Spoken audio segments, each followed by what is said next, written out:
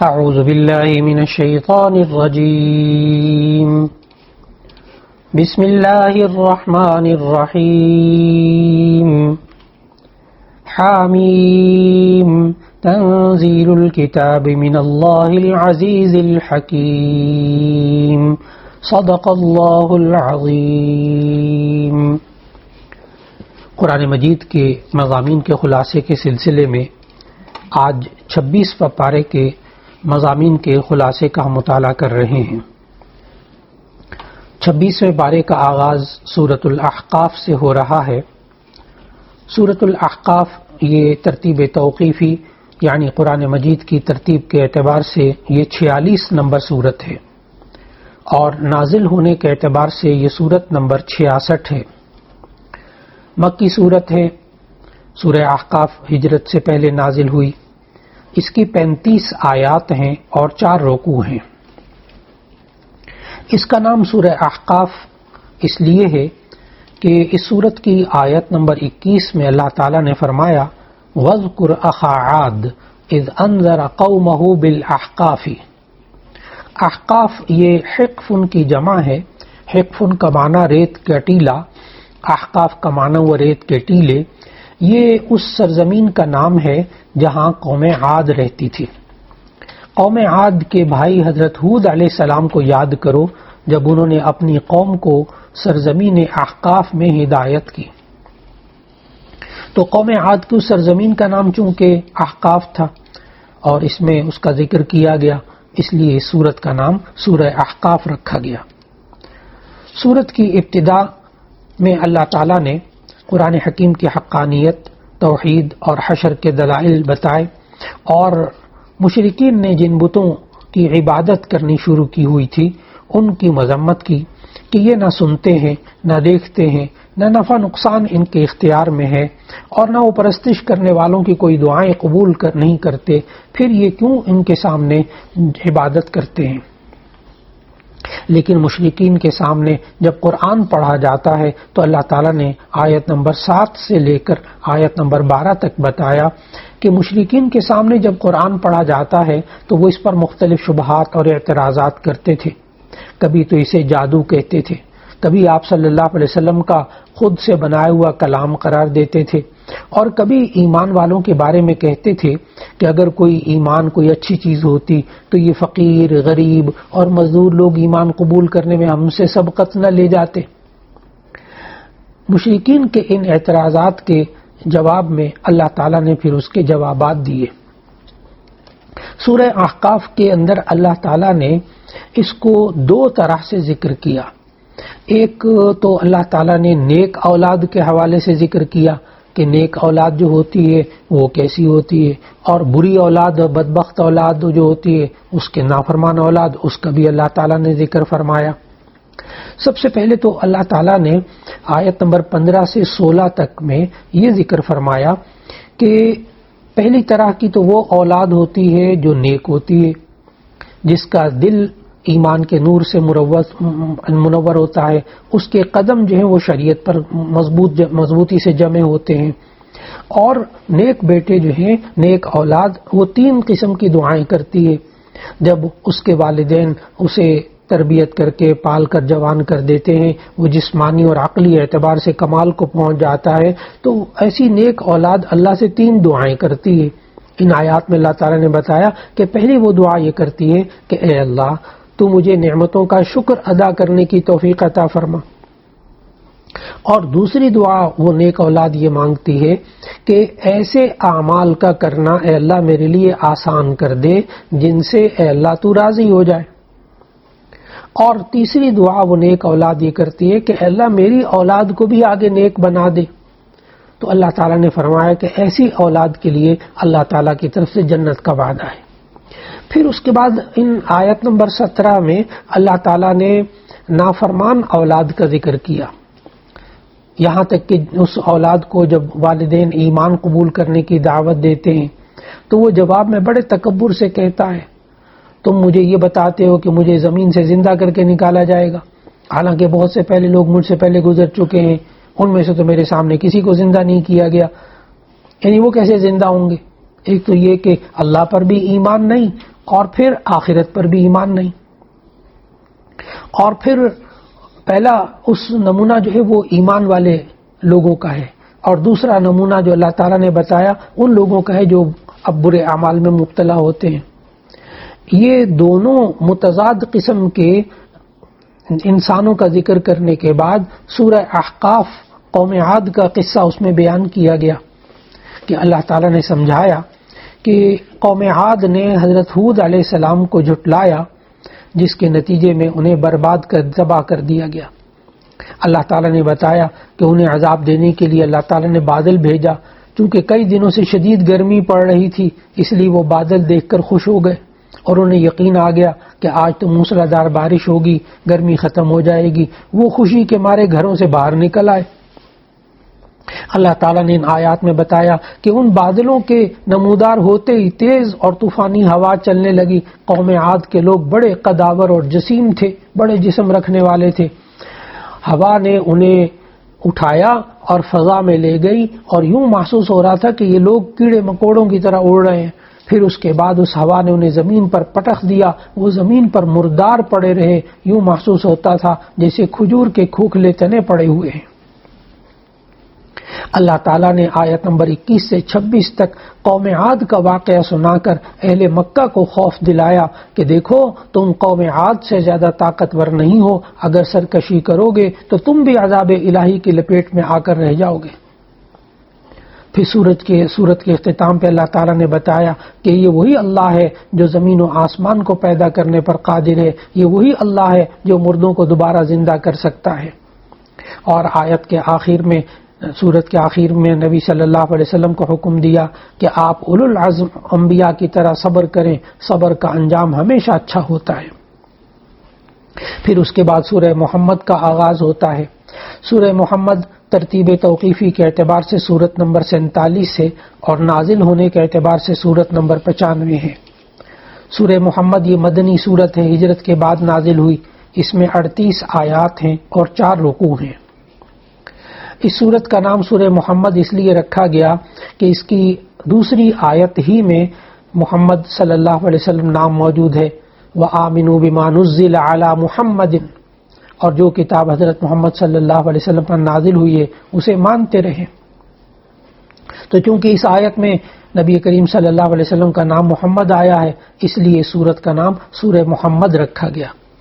نبی کریم صلی اللہ علیہ وسلم کے اسماء گرامی نام 5 صورتوں میں قرآن مجید کے اندر آئے ہیں.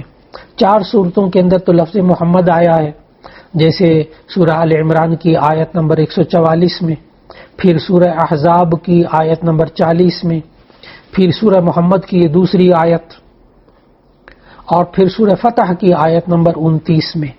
تو سورہ آل عمران، سورہ احزاب، سورہ محمد، سورہ فتح، ان میں تو لفظ محمد نام آیا ہے. اور سورہ صف کے اندر جہاں حضرت عیسیٰ علیہ السلام نے بشارت دی تھی اپنی قوم کو وَمُبَشِّرًا بِرَسُولٍ يَأْتِي مِن بَعْدِهِ اسْمُهُ احمد، تو وہاں احمد نام آیا ہے. اس طرح نبی صلی اللہ علیہ وسلم کے نام مبارک 5 صورتوں میں آئے. اس صورت کی ابتدا میں اللہ تعالیٰ نے کفار اور مؤمنین کے درمیان فرق کو بیان کیا کہ کفار باطل کی اتباع کرتے ہیں اور جو ایمان والے ہوتے ہیں وہ اہل ایمان حق کی اتباع کرتے ہیں. اور اللہ تعالیٰ نے فرمایا جب انسان میں ان 2 گروہوں کا وجود ہوگا تو ان کے درمیان پھر کشمکش بھی ہوگی، ٹکراؤ بھی ہوگا، اور پھر ان کے درمیان جہاد بھی ہوگا. اللہ تعالیٰ نے آیت نمبر 4 میں فرمایا جب تم کافروں سے ٹکراؤ تو ان کی گردنیں اڑاؤ یہاں تک کہ جب ان کو خوب قتل کر چکو تو باقی جو بچے ان کو مضبوطی سے قید کر لو. پھر اللہ تعالیٰ نے جنگی قیدیوں کے احکام بتائے کہ ان قیدیوں کو بطور احسان آزاد بھی کیا جا سکتا ہے، فدیہ لے کر بھی چھوڑا جا سکتا ہے. تیسری صورت یہ ہے کہ قیدیوں کے ساتھ تبادلہ کر لیا جائے، اور چوتھی صورت یہ ہے کہ انہیں غلام اور باندی بنا لیا جائے. اور پھر اس کے بعد جس وقت جنگی قیدیوں کو باندی اور غلام بنانے کی اجازت دی گئی تو اس وقت یہی رواج تھا، لیکن نبی صلی اللہ علیہ وسلم نے اکثر ان کو آزاد کرنا اور فدیہ لے کر چھوڑنا اور قیدیوں کے ساتھ تبادلہ کر کے نبی صلی اللہ علیہ وسلم نے آزاد کروایا. اور یہی وجہ ہے کہ غلاموں کو خرید کر بھی آزاد کیا جاتا تھا۔ پھر اس کے بعد اللہ تعالیٰ نے سورہ محمد کے اندر بتایا کہ اگر مسلمان اللہ کے دین پر استقامت دکھائیں اور اس کی نصرت کے لیے اٹھ کھڑے ہوں تو اللہ ان کی مدد کرے گا اور انہیں ثابت قدم رکھے گا۔ پھر آیت نمبر 12 سے 15 تک اللہ تعالیٰ نے اس جنت کی ایک جھلک بھی اس صورت میں بیان کی جس کا ایمان والوں سے وعدہ کیا کہ اس میں کیا کیا نعمتیں ہوں گی۔ پھر ایمان والوں کے مقابلے میں منافقوں کا حال بتایا، اور اللہ تعالیٰ نے آیت نمبر 20 اور 21 میں فرمایا کہ ایمان والوں کی قوت ایمانی میں اضافہ ہو جاتا ہے، جبکہ منافقوں پر موت کی سی بے ہوشی طاری ہو جاتی ہے۔ پھر اس صورت کے آخر میں اللہ تعالیٰ نے جہاد اور انفاق فی سبیل اللہ کی ترغیب دیتے ہوئے آخر میں فرمایا آیت نمبر 38 میں کہ دیکھو تم اللہ کے راستے میں کوشش جہاد بھی کرو اور اللہ کے راستے میں خرچ بھی کرو، لیکن اگر تم منہ پھیرو گے تو وہ تمہاری جگہ اور لوگوں کو لے آئے گا اور وہ تمہاری طرح کے نہیں ہوں گے۔ پھر اس کے بعد سورہ فتح کا آغاز ہوتا ہے۔ سورہ فتح یہ ترتیب توقیفی کے اعتبار سے یہ 48 نمبر سورت ہے اور نازل ہونے کے اعتبار سے سورت نمبر 111 ہے۔ یہ مدنی سورت ہے اور سورہ فتح ہجرت کے بعد نازل ہوئی۔ آیات اس میں 29 ہیں اور رکوع 4 ہیں۔ اس سورت کا نام جو سورہ فتح رکھا گیا وہ اس لیے کہ اللہ تعالیٰ نے فتح کا ذکر اس سورت کے اندر 3 مرتبہ فرمایا۔ آیت نمبر 1 میں فرمایا انا فتحنا لک فتحا مبینا، ہم نے آپ کو فتح دی، واضح فتح۔ پھر آیت نمبر 18 میں فرمایا وَأَصَابَهُمْ فَتْحًا قَرِيبًا، اور انہیں جلد فتح عنایت کی۔ پھر آیت نمبر 27 میں فرمایا فَجَعَلَ مِن دُونِ ذَلِكَ فَتْحًا قَرِيبًا، سو اس نے پہلے ہی جلد فتح عطا کر دی۔ تو یہاں فتح سے مراد مفسرین لکھتے ہیں کہ پہلی آیت میں فتح سے مراد صلح حدیبیہ ہے اور اس صورت کا نام سورہ فتح رکھا، اور جو اللہ تعالیٰ نے فتح عطا فرمانی اس سے بعض نے فتح مکہ بھی مراد لی۔ تو یہ صورت اس وقت نازل ہوئی تھی جب رسول اکرم صلی اللہ علیہ وسلم حدیبیہ سے واپس تشریف لا رہے تھے۔ بخاری شریف میں اور ترمذی شریف میں حضرت عمر رضی اللہ تعالیٰ عنہ سے روایت ہے کہ رسول اللہ صلی اللہ علیہ وسلم نے فرمایا آج شام مجھ پر ایسی صورت نازل ہوئی ہے جو مجھے دنیا اور جو کچھ دنیا کے اندر ہے اس سے بھی زیادہ سب سے زیادہ محبوب ہے، وہ یہ سورۃ الفتح۔ پھر نبی صلی اللہ علیہ وسلم نے سورہ فتح کی ابتدائی آیات کا کچھ حصہ تلاوت کیا، اور پھر اللہ تعالیٰ نے اس میں صلح حدیبیہ کا ذکر کیا۔ دراصل ہوا یہ تھا کہ نبی کریم صلی اللہ علیہ وسلم نے مدینہ طیبہ میں رہتے ہوئے خواب دیکھا کہ ہم مکے میں داخل ہو رہے ہیں، بیت اللہ کا طواف کر رہے ہیں، تو آپ صلی اللہ علیہ وسلم نے صحابہ کے سامنے خواب بیان کیا تو انہیں بے حد خوشی ہوئی، کیونکہ وہ جانتے تھے کہ نبی کا خواب تو سچا ہوتا ہے۔ چنانچہ نبی صلی اللہ علیہ وسلم ذوالقعدہ سن 6 ہجری میں 1400 یا 1500 صحابہ کے ساتھ عمرے کی نیت سے مدینہ منورہ سے مکہ چلے۔ جب آپ مکے اور مدینے کے درمیان پہنچے تو وہاں اطلاع ملی کہ مکے والے لوگ آپ کی روانگی کی اطلاع پا کر باقاعدہ جنگ کی تیاری کر رہے ہیں۔ چنانچہ نبی صلی اللہ علیہ وسلم نے حضرت عثمان غنی رضی اللہ تعالیٰ عنہ کو پیغام دے کر بھیجا تاکہ وہ مکے والوں کو سمجھائیں کہ ہم جنگ کی نیت کیسے نہیں آئے، ہمارا مقصد تو صرف عمرہ کرنا، زیارت کرنا ہے۔ حضرت عثمان غنی رضی اللہ تعالیٰ عنہ جب وہاں گئے تو افواہ پھیل گئی کہ انہیں شہید کر دیا گیا، تو نبی صلی اللہ علیہ وسلم نے اس پر بیعت لی جس کا تذکرہ سورہ فتح کی آیت 18 میں اللہ تعالیٰ فرما رہے ہیں کہ آپ صلی اللہ علیہ وسلم نے درخت کے نیچے بیٹھ کر اپنے اصحاب سے مقابلے پر جو بیعت لی ہے جہاد پر، اس بیعت کو بیعت رضوان کہتے ہیں، کیونکہ تمام شرکاء نے بیعت کے بارے میں اللہ تعالیٰ سے فرمایا کہ میں ان سے راضی ہو گیا ہوں۔ اللہ تعالیٰ نے ان سب کے بارے میں فرمایا کہ میں ان سے راضی ہو گیا ہوں۔ چنانچہ پھر بعد میں ایسا ہوا کہ حضرت عثمان غنی رضی اللہ تعالیٰ عنہ کے بارے میں وہ افواہ جھوٹی ثابت ہوئی، پھر مذاکرات کا سلسلہ شروع ہوا، بالآخر معاہدہ ہو گیا، تو اس کو معاہدے کو صلح حدیبیہ کہتے ہیں۔ اس معاہدے کی بعض شقیں ایسی تھی کہ مسلمانوں کی کمزوری ثابت ہوتی تھی، لیکن اللہ تعالیٰ نے اسے فتح مبین قرار دیا۔ بعض مسلمانوں کو تو اس کو سمجھ میں نہیں آ رہا تھا، لیکن بعد کے حالات نے ثابت کر دیا کہ یہ فتح مبین جس سے فتح مکہ ہوئی، یہ اللہ تعالیٰ نے ایسا معاہدہ امن کا قائم کروایا کہ جس کے ذریعے اللہ تعالیٰ نے پھر خوب فتح عطا فرمائی مسلمانوں کو۔ تو سورہ فتح اسی صلح حدیبیہ کے پس منظر میں نازل ہوئی۔ اور ابتدائی آیات میں نبی کریم صلی اللہ علیہ وسلم کو عظیم فتح کی بشارت دی گئی، اور اس کے بعد ایمان والوں سے جنت کا وعدہ کیا، کافروں اور منافقوں کے لیے وعید بیان کی گئی۔ پھر اس سورہ فتح کے اندر اللہ تعالیٰ نے دو گروہوں کا تذکرہ کیا، ایک تو ہے اہل ایمان اور مخلص لوگ جنہوں نے وطن سے دور رہ کر غیر مسلح ہونے کے باوجود نبی صلی اللہ علیہ وسلم کے ہاتھوں پر بیعت کی۔ تو اللہ تعالیٰ نے یوں فرمایا آیت نمبر 10 میں، جو لوگ تم سے بیعت کرتے ہیں وہ اللہ سے بیعت کرتے ہیں، اللہ کا ہاتھ ان کے ہاتھوں پر ہے، ید اللہ ایدیہم۔ تو ایسی صورت میں بیعت کرنے والوں سے اللہ راضی ہوا۔ آیت نمبر 18 میں اللہ تعالیٰ نے فرمایا کہ جب مومن آپ سے درخت کے نیچے بیعت کر رہے تھے تو اللہ ان سے خوش ہو گیا، ان کے دلوں میں جو ایمانی جذبہ تھا اس نے اللہ نے جان لیا تو ان پر تسلی نازل فرمائی، انہیں جلد فتح عطا فرمائی۔ سورہ فتح وہ خواب بھی بیان کرتی ہے آیت نمبر 27 میں، جو نبی صلی اللہ علیہ وسلم نے مسجد حرام میں داخل ہونے کے بارے میں دیکھا تھا۔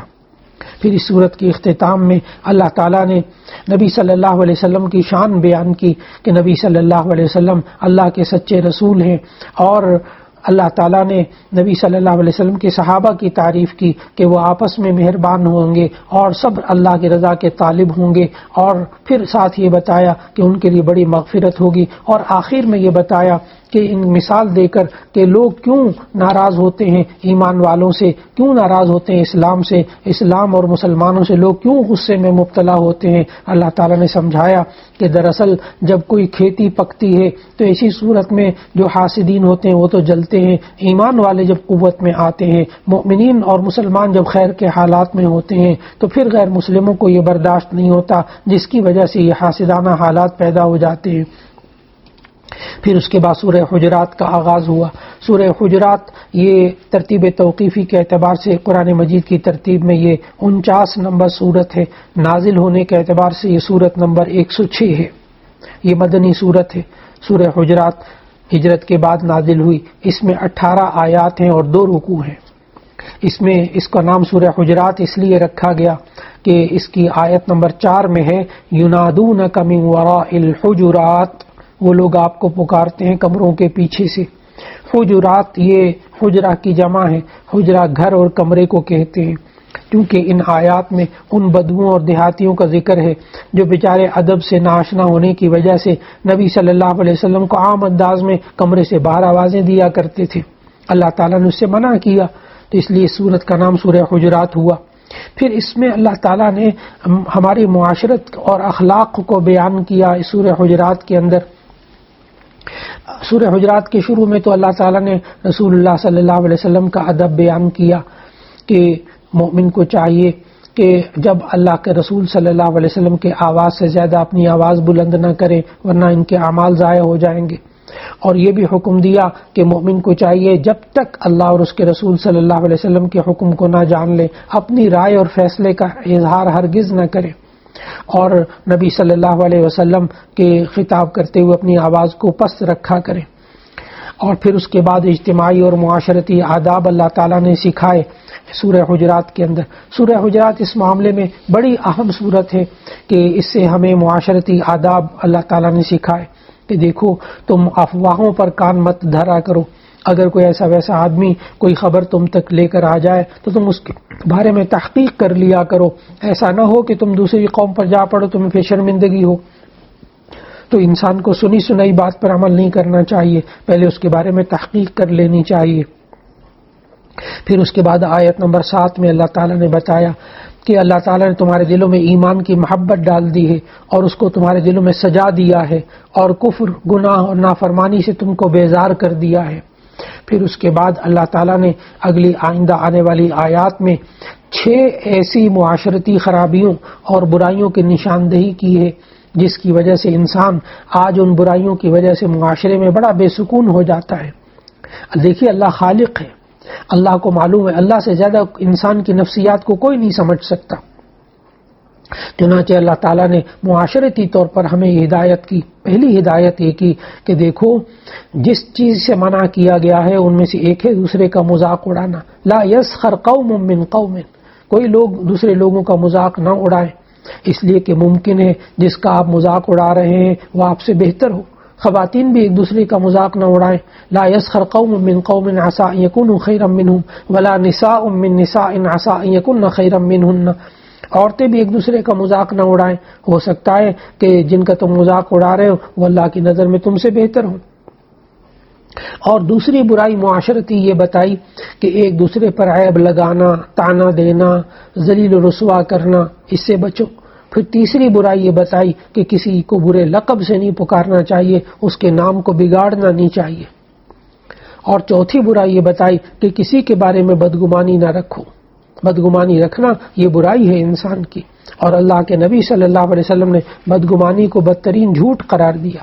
یہاں تک کہ انسان کو اللہ کے بارے میں بھی بدگمانی نہیں کرنی چاہیے، اللہ سے بھی حسن ظن رکھنا چاہیے. اور پانچویں برائی اللہ تعالیٰ نے یہ بتائی ان آیات میں کہ مسلمانوں کے عیوب اور کمزوریوں کو تلاش کرنے سے بچیں، ان کی ٹوہ میں نہ رہا کریں. اور پھر نبی صلی اللہ علیہ وسلم نے بھی اس بارے میں بڑی رہنمائی فرمائی. اور چھٹی معاشرتی برائی اللہ تعالیٰ نے سورہ حجرات کی ان آیات میں جو بتائی وہ ہے ایک دوسرے کی غیبت کرنا. اللہ تعالیٰ نے غیبت کرنے کو مردہ بھائی کے گوشت کھانے سے تشبیہ دی ہے. پھر اس کے بعد اللہ تعالیٰ نے ان آیات کے اندر سورہ حجرات کے اندر واضح کر دیا کہ یہ جو قبیلہ، قوم، ذات پات، رنگ، نسل وغیرہ چیزیں ہیں یہ اللہ ہی نے بنائی ہیں. قومیں بھی اللہ نے بنائی ہیں، قبیلے بھی اللہ نے بنائی ہیں، رنگ نسل بھی الگ الگ اللہ نے بنایا ہے. لیکن اس کی بنیاد پر کسی کو عزت کا معیار نہیں بنانا چاہیے. فلاں قوم زیادہ عزت والی، فلاں ذلیل قوم، فلاں قبیلہ عزت والا اور فلاں ذلت والا. یہ اللہ نے واضح طور پر فرمایا کہ خاندانوں، قبیلوں، برادریوں کی تقسیم یہ اللہ ہی نے بنائی ہے، لیکن دیکھو صرف تعارف کے لیے بنائی ہے. اللہ کے ہاں عزت اور ذلت کا معیار کیا ہے؟ ان اکرمکم عند اللہ اتقاکم، کہ تم میں سے زیادہ عزت والا اللہ کے نزدیک وہ ہے جو تم میں سے زیادہ پرہیزگار ہے. پھر اس کے بعد اللہ تعالیٰ نے ان آیات میں بتایا کہ ہر قسم کے شرک اور حرام سے بچنا، اللہ اور اس کے رسول صلی اللہ علیہ وسلم کی اطاعت کرنا. اور پھر اس کے بعد آخری آیت میں اللہ تعالیٰ نے بتایا کہ صرف لفظی اور ظاہری ایمان کا اعتبار نہیں ہوتا، بلکہ اللہ کے ہاں اس ایمان کا اعتبار ہوتا ہے جو دلوں میں پیوست ہو جائے اور مومن کو اللہ کی راہ میں مال اور جان کی قربانی دینے پر آمادہ کرے. پھر اس کے بعد سورہ قاف ہے. سورہ قاف قرآن مجید کی ترتیب کے اعتبار سے سورت نمبر 50 ہے اور نازل ہونے کے اعتبار سے یہ سورت نمبر 34 ہے. سورہ قاف یہ مکی سورت ہے. اس میں کل 45 آیات ہیں اور 3 رکوع ہیں. اس کا نام سورہ قاف اس لیے رکھا گیا کہ پہلی ہی آیت میں اللہ تعالیٰ نے قاف والقرآن المجید یعنی حروف مقطعات میں سے قاف کو ذکر کیا. چونکہ یہ سورت قاف سے شروع ہو رہی تھی اس لیے اس کا نام سورہ قاف رکھ دیا گیا. یہ سورت اسلامی عقائد پر مشتمل ہے. چنانچہ اللہ تعالیٰ نے اس سورت کی ابتدا میں قرآن مجید کی قسم کھائی، قاف والقرآن المجید. اگر آپ جتنی صورتیں اب تک ہم نے ان کا مطالعہ کیا ہے قرآن مجید کی تلاوت کرتے ہوئے، آپ کو معلوم ہوگا کہ اللہ تعالیٰ نے قرآن مجید میں 6 بار قرآن مجید کی قسم کھائی ہے سورتوں کے شروع میں. پہلی سورت سورہ صاد تھی، اس میں آپ نے صاد والقرآن ذکر، وہاں اللہ تعالیٰ نے قسم کھائی. پھر دوسری جگہ سورہ قاف ہے، قاف والقرآن المجید. پھر تیسری جگہ سورہ زخرف کا ہم نے مطالعہ کیا، حامیم والکتاب المبین. پھر سورہ دخان میں اللہ تعالیٰ نے قسم کھائی قرآن مجید کی، حامیم والکتاب المبین. پھر سورہ یاسین میں اللہ تعالیٰ نے قسم کھائی، یاسین والقرآن الحکیم. پھر سورہ طور کے شروع میں وکتاب مسطور، وہاں بھی اللہ نے قسم کھائی. تو اللہ تعالیٰ نے قرآن مجید کی قسم پورے قرآن مجید میں 6 جگہ کھائی، انسان کو اہمیت بتانے کے لیے کہ اللہ تعالیٰ نے انسان کو یہ قرآن حکیم ہدایت کے لیے عطا فرمایا ہے. اور پھر اس کے بعد اللہ تعالیٰ نے بتایا اس سورہ قاف کے اندر کہ مشرکین جو تھے وہ بسا اوقات 2 باتوں کا بہت زیادہ انکار کرتے تھے. ایک تو یہ کہ مشرکین کو بعد میں آنے والی زندگی یعنی آخرت وہ سمجھ میں نہیں آتی تھی، اس پر تعجب کا اظہار کرتے تھے. اور دوسرا یہ کہ انہی میں سے ایک انسان نبی کیسے بن گیا، یعنی نبی صلی اللہ علیہ وسلم، اس پر ان کو تعجب ہوتا تھا.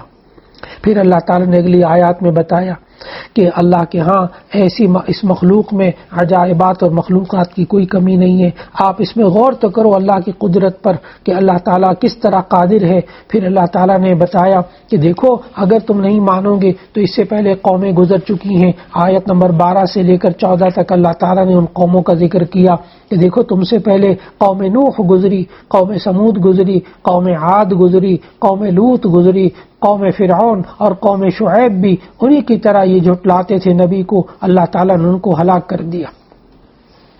اور پھر اس کے بعد اللہ تعالیٰ نے انسان کو ذمہ داری کا احساس بتایا. اس آیت نمبر 16 سے لے کر 37 تک اللہ تعالیٰ نے بتایا کہ انسان کے دل میں جو وسوسے اور خیالات آتے ہیں ان کا علم اللہ کو ہے، اور انسان کے ساتھ 2 فرشتے مقرر ہیں جو اس کے اعمال و اقوال کی نگرانی کرتے ہیں. جب موت آئے گی تو وہ انسان کے اعمال نامے کو لپیٹ دیں گے اور پھر اسے میدان حشر میں اپنے اعمال کا حساب اور جواب دینا ہوگا.